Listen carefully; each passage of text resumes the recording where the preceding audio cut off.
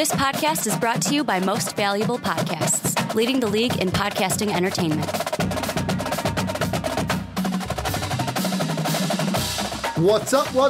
Real MVPs, Ricky Widmer here, along with the one, the only, Brandon Swanson. Hey. Trying to do something different with the point. I think I'm getting too stale with like the one, the only, Brandon Swanson. I tried putting a little special move. You did something new for the first time that we've been doing a podcast in a while. So you thought you'd break out something new, fun, and exciting. Trying to, it's the off season in football, so I'm kind of in that off season mode for football, but not for us. How excited are you though for I know this is basketball today, but how excited are you for NFL offseason coming up? March 13th. The league year starts March 13th, and I am pumped. Cannot wait. The best thing I saw was Adam Schefter was like, so John, tell me about your new quarterback. He was like, well, Adam, I can't. I bet Joe Flacco's a real nice guy, but I can't tell you about Joe Flacco yet. Ask me after March 19th. Maybe then I can tell you a little bit about him. But welcome into the Primetime Podcast, your one-stop shop for college football, college basketball here at Most Valuable Podcast. Brandon and I will be your guides through, as Brandon said, your NBA journey today as it's big board, Brandon. We got a big board this week, big board next week. We're doing nothing but the biggest of the boards. Like, I just want a board back here, like the biggest of the board, and it just says big board across the front. Well, we need to start doing that. Actually, a wonderful idea. Getting a big board and then just put. It's like you know when you're doing fantasy football draft and you have the names all that you can like Velcro kind up of there, cut out or something like that, and just put them up. That's what we need to start doing. We just Velcro them on there. For Absolutely, the big board. yes. We got to get on that. But we do. How we do it is we split it up into 16 through 25, then 6 through 15. Then our top five. Before we get into 16 through 25, make sure to check us out on patreon.com/Most Valuable Podcast. That is where you can help support us. That is where we're able to do this each and every week with the help and support of our great patrons. Someone who has been on the PTP a lot, Pat, he's going to be on the onside kick this week. Actually, tomorrow as we record that, we're going to be talking about the Bears with Pat. So if you want to be like him for the PTP, $10 a month, you can join a podcast and we'll talk about what you would like to talk about. But Brandon, what's there to talk about with the Bears? He wants to talk about if they're going to regress next season. It could be. It'll be a very interesting topic, especially not for if me. Not if they go get Antonio Brown. Well, that is we'll talk about on the onside kick. Let's start our NBA big board. We'll start with 16 through 25. Brandon, start us with 25. And take us up from 25 to 16 of your big board. You got it, boss. Starting things off at 25, Shamori Pons, the guard from St. John's. At 24, Kobe White, the guard from North Carolina. At 23, Kevin Porter Jr., the guard from USC. At 22, Tyler Hero, the guard from Kentucky. At 21, P.J. Washington, forward from Kentucky. At 20, Nasir Little, forward from North Carolina. At 19, Nickeil Alexander-Walker, the guard from Virginia Tech. At 18, Grant Williams, the forward from Tennessee. At 17, Keldon Johnson, the forward from Kentucky. And at 16, Trey Jones, the guard from Duke. Well, and then going right into mine at number 25, international player, the center, the Georgian center, Gorga Batazde, bringing it up at number 25. Then Dietrich Lawson, the forward from Kansas at 24. 23, another big man, Bruno Fernandez out of Maryland. Then at 22, Jonte Porter, the forward from the Mizzou Tigers. Then at 21, Trey Jones, the guard from the Duke Blue Devils. I'm going to say that. Now, I'm going to say that team quite a bit in this big board. Then at number 20, Nasir Little, the forward from North Carolina. 19, Grant Williams, the forward from Tennessee. 18, I believe I'm the only one that still is in this guy's camp for an NBA draft, but I'm still putting him here. Lewis King, the forward from Oregon. 17, P.J. Washington, the forward from Kentucky. And then rounded out at 16, Colby White, the guard from UNC. And Brandon, the first thing we are going to get into with our big board is point guards, which obviously we're going to talk about this name later because he is higher on both of our big boards. Not going to spoil where he's at. Number one, no, just kidding. That's probably still Zion. But Ja Morant, let's talk about point guards. And Ja Morant is the top point guard in this draft. I don't think any of the other point guards are going to come anywhere close to touching him in this year's draft. However, you've got a couple of guards, point guards in this draft. Darius Garland, who on some big boards is higher than others. He's struggling with the injury. We've only seen a small sample size from him. Haven't really played. He declared earlier in the season. Tre Jones, who has been playing well this year, has been playing in more of a facilitator role, I'm going to say. And I'm not saying like assisting. I'm saying like he's got to play with the three best players, arguably, in this draft class. And then you have other names like Coby White, like Shamorie Ponds, like Ty Jerome from Virginia as well. What I want to ask you is everyone under Ja Morant, because we're going to get to him later, what are you seeing with this point guard field, and how do you think it's going to play out as we move towards the combine? Because to me, that's where we're going to get our definitive answers. But until then, how do you see this point guard field kind of playing out?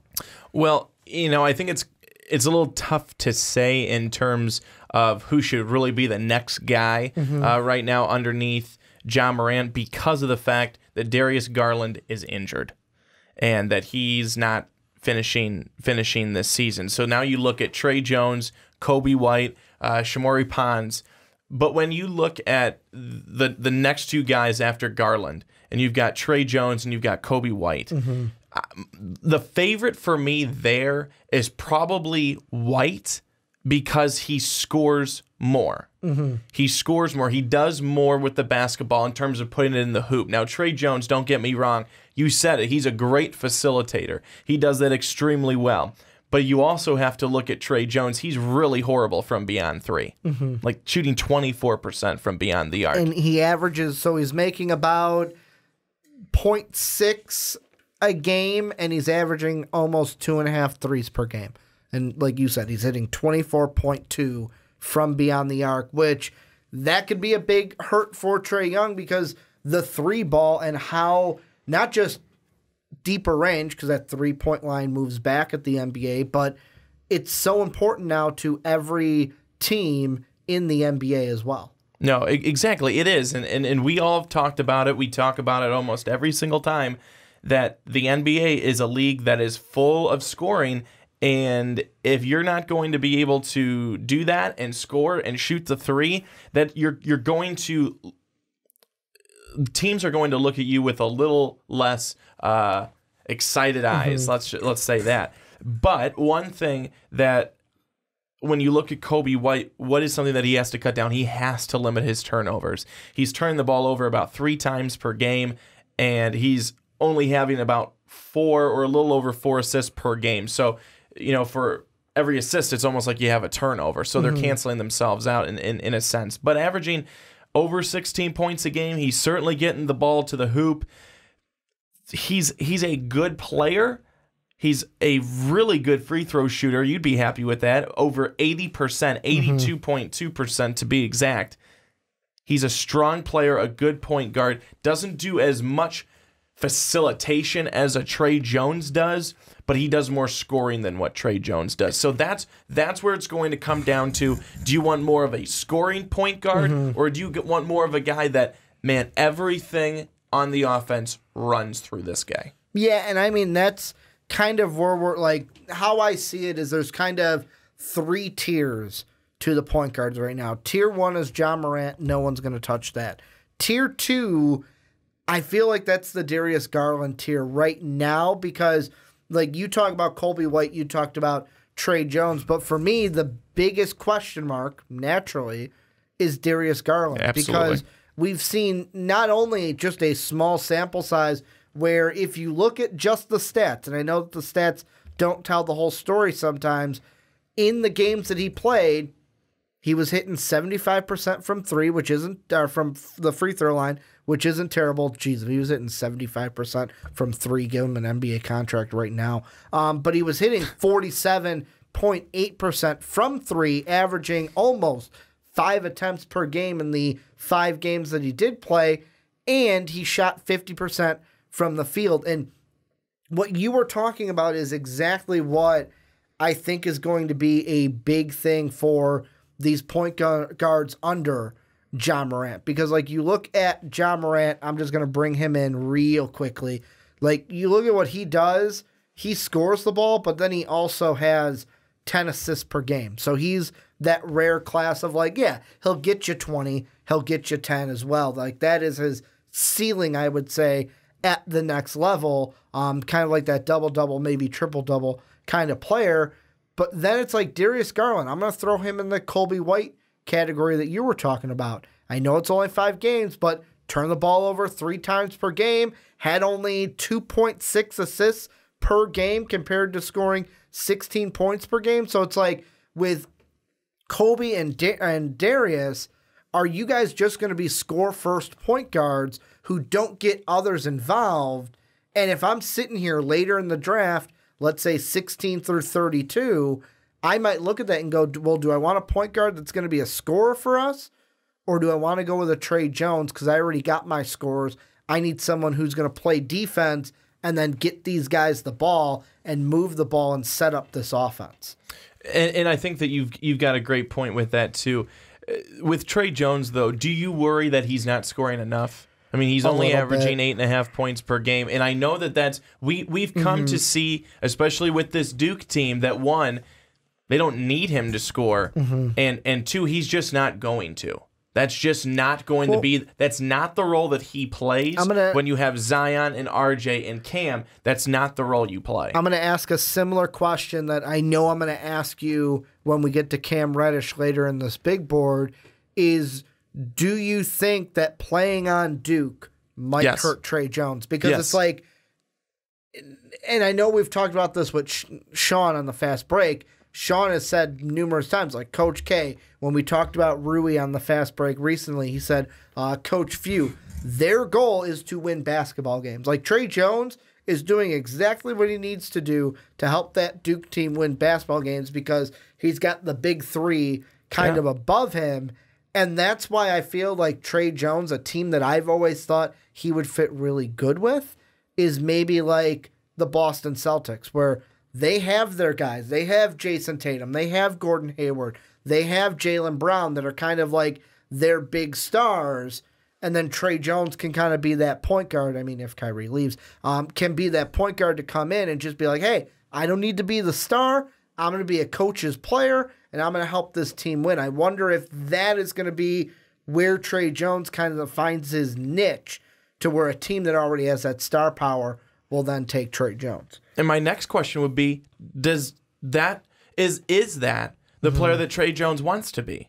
True. I mean, how do we know? Because, I mean, he hasn't said anything because, again, Duke's winning. Yeah. But how do we know that he doesn't want to be a guy who scores more? How do we know that he doesn't necessarily like that he has to dish off as much as he does and isn't able to open things up a little bit? I mean, he opens up the offense, but it's for other guys. He's usually never opening up the offense for himself. You know, how do we know that he doesn't dislike that? We don't. And again, if you're winning basketball games, that can cover up anything else. You don't have problems when you're winning basketball games. But let's say Duke was not, what are they, whatever, and 4? Yeah. And say that they were top 5 team in the country. Let's say they have 10 losses, 12 losses. Then are we seeing the same Tre Jones? Is he and he's in the, let's say he's in the exact same role or being called on to play the exact same role that he is right now. Is he still happy? Is it still all going well? Will he have spoken out? At that point, you don't see it a whole lot from college players. Because they're kind of taught to just kind of keep it cool and quiet. You know, you haven't reached the league yet, so you can't necessarily go off and say anything you want. But do we know, and do you think that he's happy with this role? I'm going to go ahead and say this, and I can't talk to say whether he's happy or not because I don't know Tre Jones personally. Tre Jones, I know you watch. You want to come on and talk to us? Feel free. We'd love to have you. But as I'm sitting here and I'm hearing you talk and kind of be like, the main crux to your question of is he happy, I kind of think about Duke as a whole and their whole thing of like they've got Zion, they've got RJ, they've got a lot of mouths to feed, period. And I was, while listening to you, watching some tape from senior year of high school for Tre Jones, and he can shoot from the outside, he can elevate and dunk, he can on the fast break dish it off to a teammate who dished it back, and then he put it in for a layup. So I watch this tape and I go, he can score. But he's not scoring at Duke because they don't need him to. Here's the question I want to throw at you, is kind of a Nasir Little-like question who we're going to get to in 2 seconds in this segment of the podcast. If Trey Jones was on a different team, not Duke, let's say take Shamorie Ponds off of St. John's and put Trey Jones there, would Trey Jones be the second point guard in this draft? Because he would then have more scoring opportunities because he wouldn't have Zion, RJ, and Cam ahead of him. And number 2, he would still be a guy. Would he be more of like what we're seeing with Ja, where it's like, man, this guy scores and gets assist numbers in his games if he was the only person on his team, let's say like a St. John's, and wasn't at Duke? Well, if he was at St. John's, he would certainly be scoring more points because they don't have a big 3 like Duke does. No one does.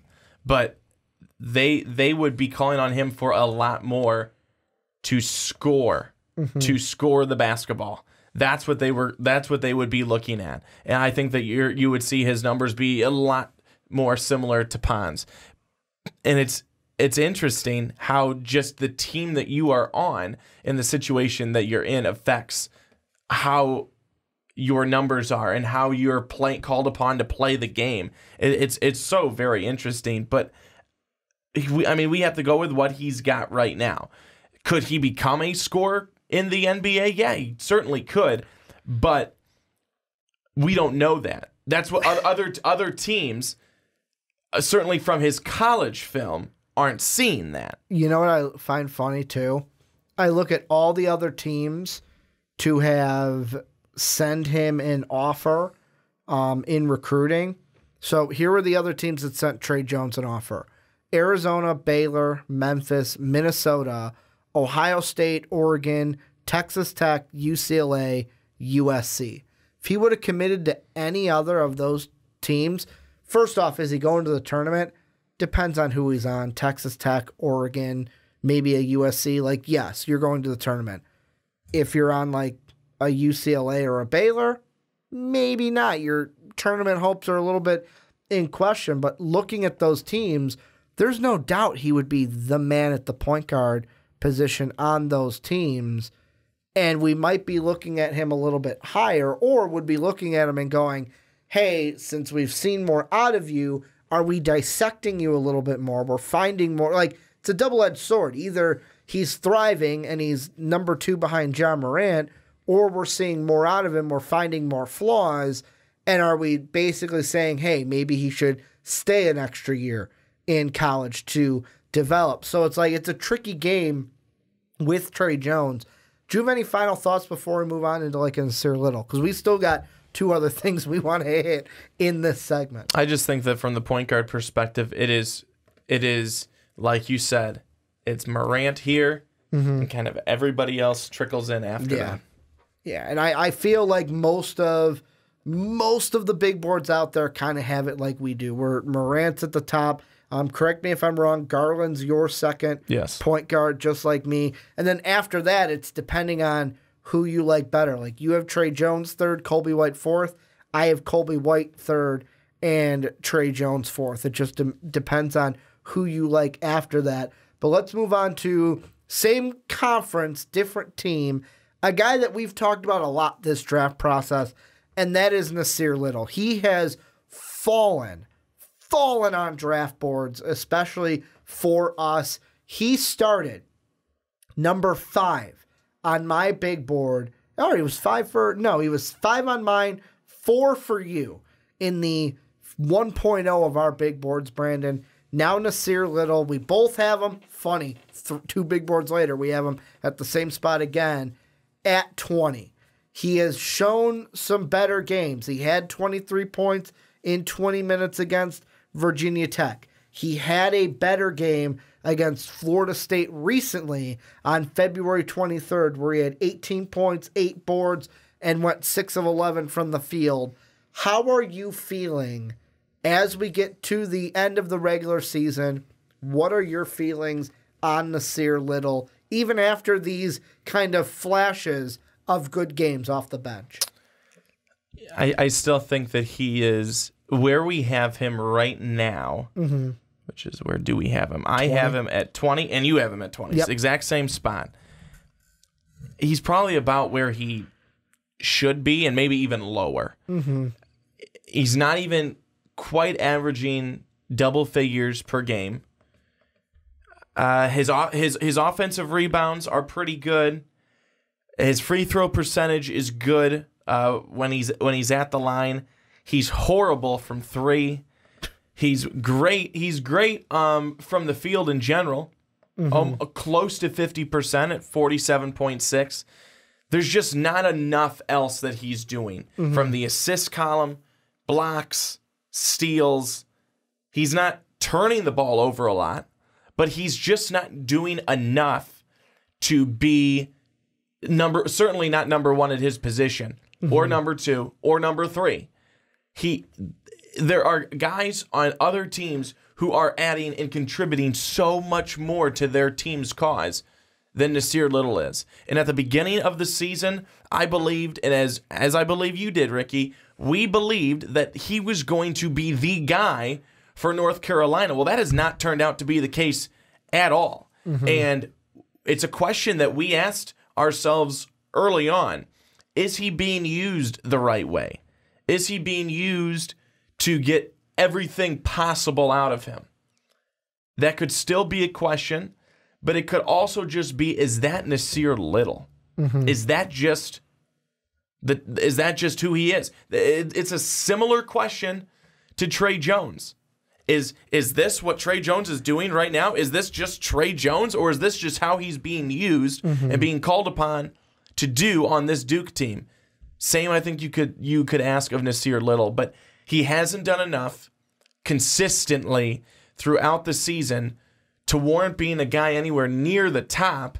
Since, of course, we had that very first big board. Ever since, he's been dropping. I'm not saying he's a bad player by any means, but he's not a player that I would look at and go, you are one of the top players at your position coming out of this draft. That's just not true. Yeah, and I mean, for me, the biggest thing, and yet again, Dave and Sean always get mad when I bring this up, but I am going to bring it up again, is around the time where Dave and I did the big board 2.0, because you were out of town that week, for the end of the year, New Year's Eve.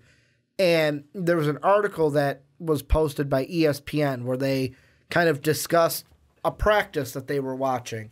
And how, like, the article laid it out is basically they run it, Roy Williams stops it, asks Nasir Little, hey, where are you supposed to be? And Nasir just looks at him, like the article said, wants to give him the right answer, but you can clearly see he just didn't know where he was supposed to be.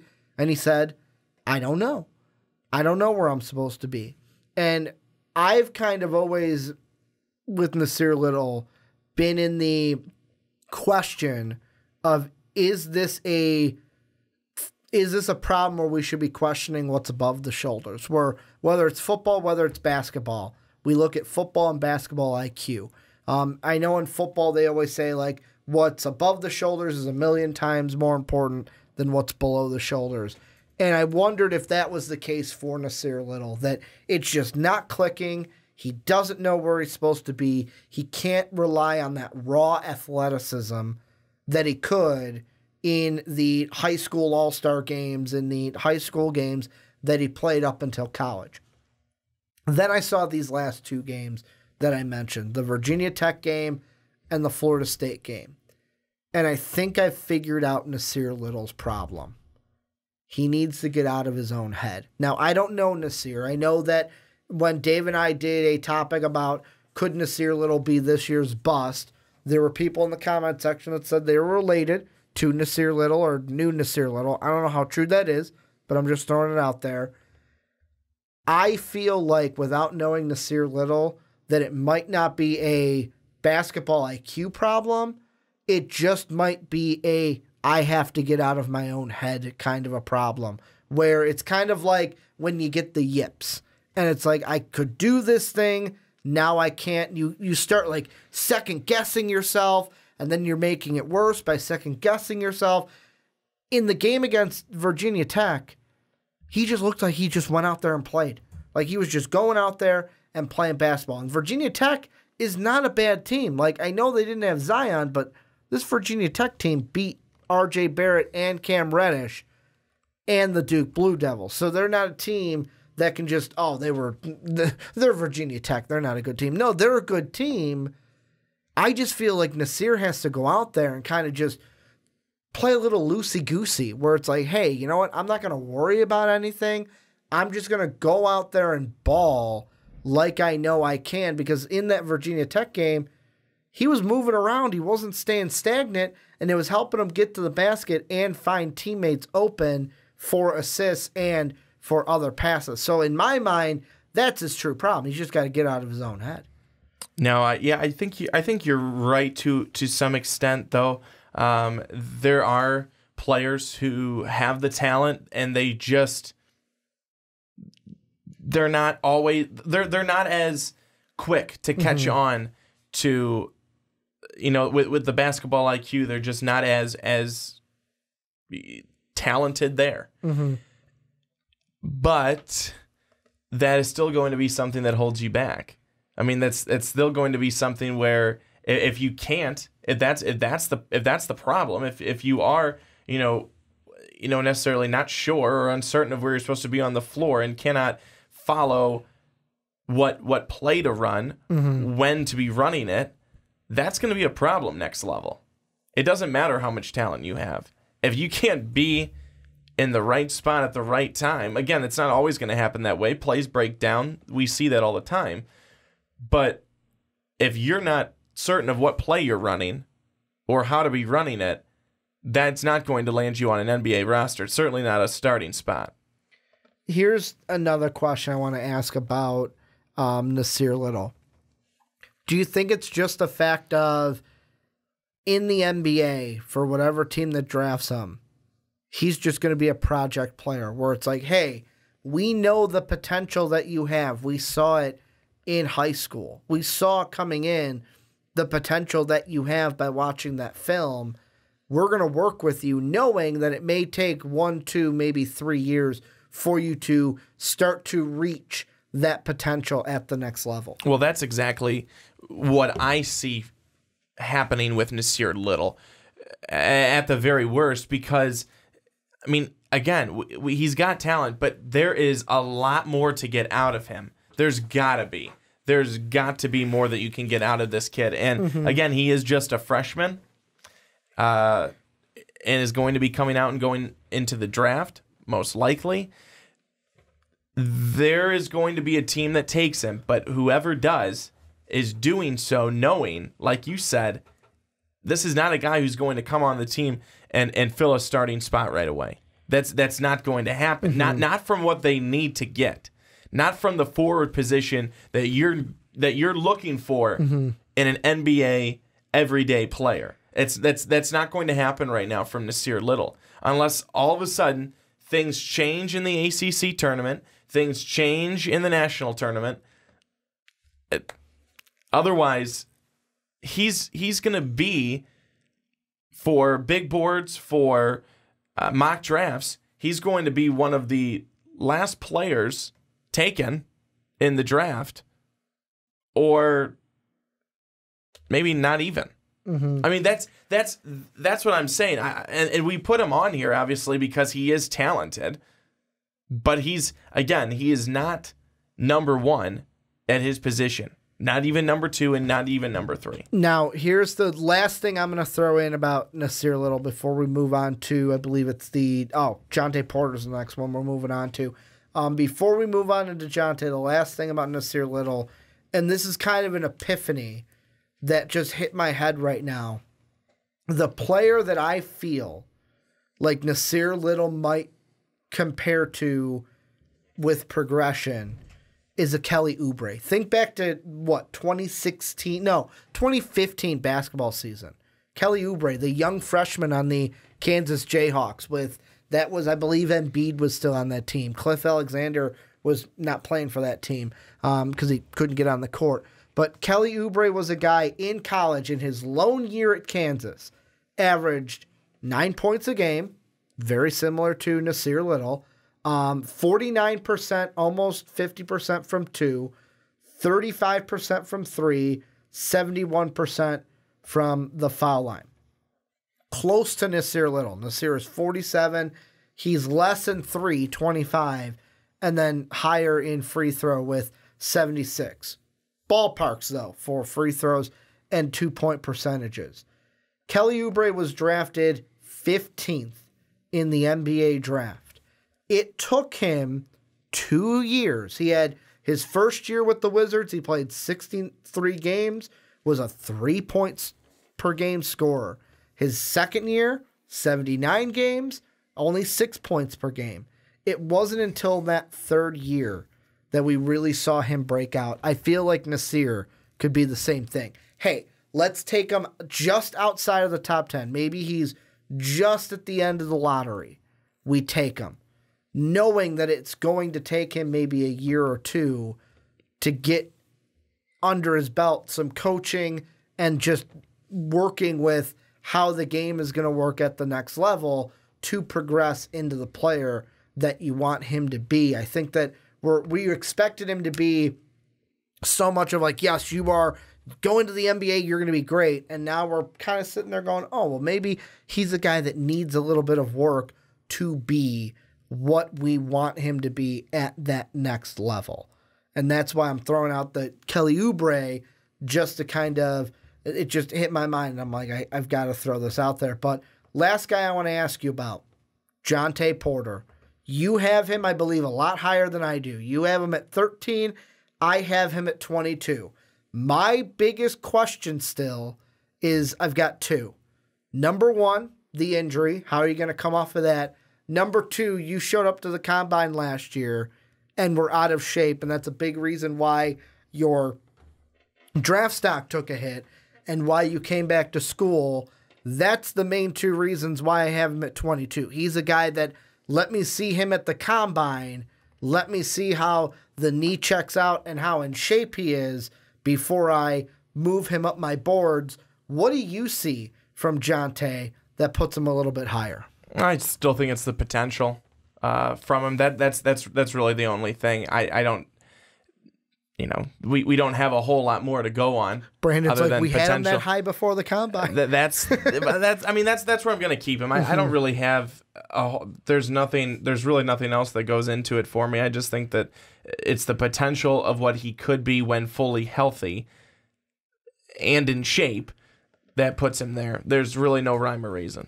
Last question I'm going to ask you about Jontay, because I feel like he's going to be the shortest, is let's say... Yeah, it's going to be 2 questions and be done. Well, let's say he comes into the combine, knees totally healthy, he's totally in shape.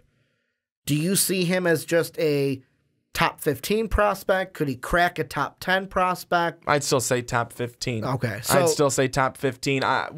When what happened last year happens... And then, again, you show up and you're not in shape and it's not that good. Then you have another year of guys coming in and playing really well and showing what they've got, and they're in shape and they're healthy and they're going to jump over you no matter how good or in shape and healthy you are because of your history, because of what happened. And then you have all these healthy players coming in. They're going to go ahead of you. So I still think top 15 if he comes in and everything's good and checks out, but the top 10 would be pushing it. Yeah, and for me, I think we have, 2 more big boards, I want to say? Or we have 1 more big board before our final one, which is after the combine. So really, for me, Jontay Porter is not going to be a big mover until that last big board that we have. Either a big fall or a big riser, depending on how that combine is. Him and Darius Garland, I think, both fall under that same situation of, I want to see you guys at the combine before I really make my decision of whether to have you higher or lower than I do. But this is where you guys come in. Let us know what you think down below in that comment section. What do you think about the point guards in this draft that we talked about? What do you think about Nasir Little? What do you think about Jontay Porter? And what do you think about our 16 through 25?